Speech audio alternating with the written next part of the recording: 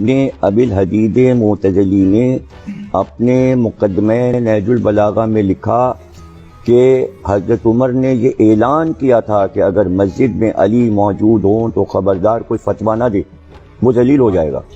علی کی موجودگی میں اگر فتویٰ دیا تو اس کے معنی فتویٰ اور شریعت جو علی سمجھتے تھے، یہ بات حضرت عمر بھی جانتے ہیں۔ خلافت کے ہر ادوار میں علی کی حیثیت ایک بڑے عالم کی تھی، جیسا کہ ابھی آپ نے بھی فرمایا، آپ نے بھی فرمایا، مون صاحب نے بھی فرمایا۔ تو ان چیزوں کو ہمیں بار بار بیان کرنا چاہیے۔ تو اب علی کو بھی عالمین کا ہونا چاہیے۔ تو اب اگر مولا کائنات کہہ دیا تو اس میں کون سے شرک ہو گیا، کون سی مصیبت آفت آ گئی؟ اب مولا کے معنی ولی ہیں، اب ولی کے معنی اگر 18 معنی ہیں تو 18 معنی میں سے 17 معنی رد ہو جائیں گے، اس لیے کہ اللہ خود اپنے کو ولی کہہ رہا ہے، میں ولی، رسول ولی، اور وہ تیسرا ولی ہے جو رکوع میں زکوٰۃ دے رہا ہے۔ تو اللہ جب ولی ہے تو اب 17 معنی ولی کے نہیں ہوں گے، ایک ہی معنی ہوں گے۔ جو اللہ کے لیے ولی ہوگا وہی رسول کے لیے ولی معنی ہوں گے اور وہی علی کے لیے ہوں گے۔ تو اگر عالمین کا رب اللہ ہے، عالمین کے نبی رسول ہیں، تو پھر ولی بھی عالمین کے لیے ہے کہ وہ عالمین کی باتیں بتائے۔ اور یہ دعوت صرف حضرت علی نے کیا ہے کہ سلونی، مجھ سے پوچھو، میں ازل سے ابد تک کی باتیں بتاؤں، میں زمین کے راستوں کی طرح آسمان کے راستوں سے واقف ہوں، اور جو میں بتا سکتا ہوں اس سے پہلے کہ میں تم میں نہ رہوں پوچھ لو۔ ایسی دعوت تو کسی نے نہیں دی۔ اب جتنا جس کا ظرف اور حوصلہ تھا اس نے پوچھا، اور جتنا پوچھا اسی سے وہ علم علی کا سب کاغذ سے آ گیا، لوگوں نے محفوظ کیا۔ اور جہاں بھی علم کی یہ خاصیت ہے کہ علم پسند دنیا کے کسی کونے میں ہو، وہ کھنچ کے وہاں پہنچ جاتا ہے۔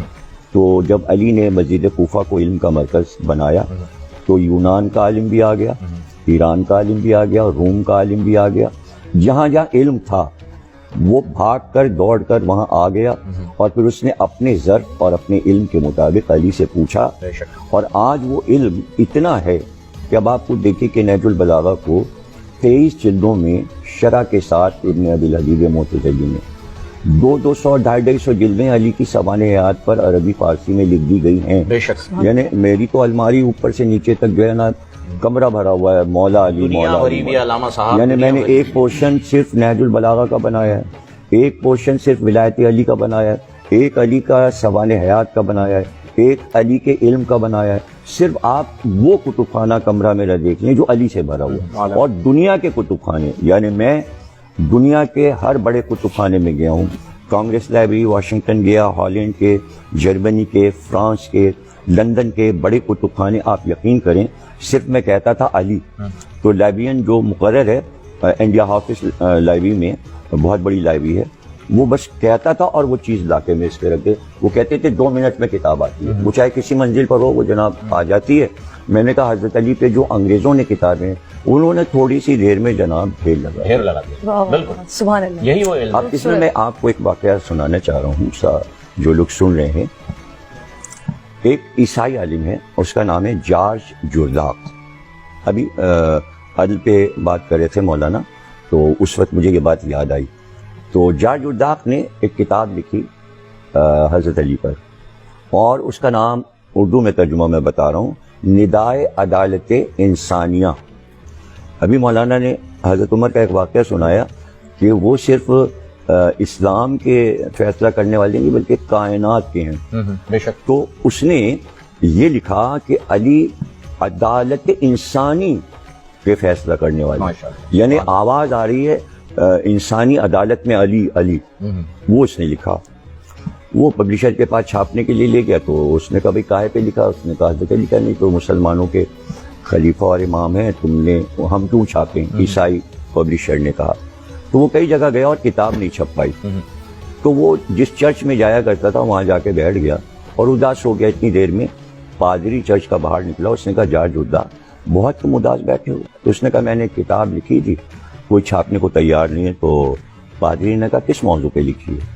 اس نے کہا میں نے حضرت علی پہ کتاب لکھی ہے۔ تو پادری نے کہا تم نے حضرت علی پہ کیوں لکھی کتاب؟ اس نے کہا میں نے جب کتابیں دیکھی تو میں نے دیکھا کہ عیسائیوں پر علی کے کچھ احسانات ہیں، میں نے اس احسان کو اتارنے کے لیے علی پر کتاب لکھی ہے۔ تو کہا سب نے منع کر دیا؟ کہاں؟ وہ اندر گیا اور کچھ پیسے لے کے آیا اور اس نے کہا بھائی یہ چرچ کے پیسے ہیں، اس سے تم کتاب چھاپ لو، جب تمہاری کتاب بک جائے تو تم چرچ کے پیسے واپس کر دینا، لیکن کتاب چھاپو گے۔ اس کی کتاب چھپی، 123 ایڈیشن اس کے کتاب کے آئے، پھر اس کا ترجمہ جرمنی میں ہوا، پھر فرینچ میں ہوا، پھر ایران میں ہوا، عربی میں اس کا ترجمہ بار بار ہوا، اور اس کے بعد جب عراق کتاب پہنچی تو اس دور میں آیت اللہ محسن حکیم صاحب تھے، انہوں نے اپنے طلباء سے کہا کہ اگر تمہارے کو پیسے نہیں ہیں تو کپڑے بیچو اپنے اور یہ کتاب خرید کے پڑھو۔ اس کا صرف ایک جملہ پہلے باب کا میں سنا رہا ہوں۔ باب شروع کرتا ہے، وہ کہتا ہے، ایسے وہ بڑے انوکھے انداز سے ہر باب کو شروع کرتا ہے۔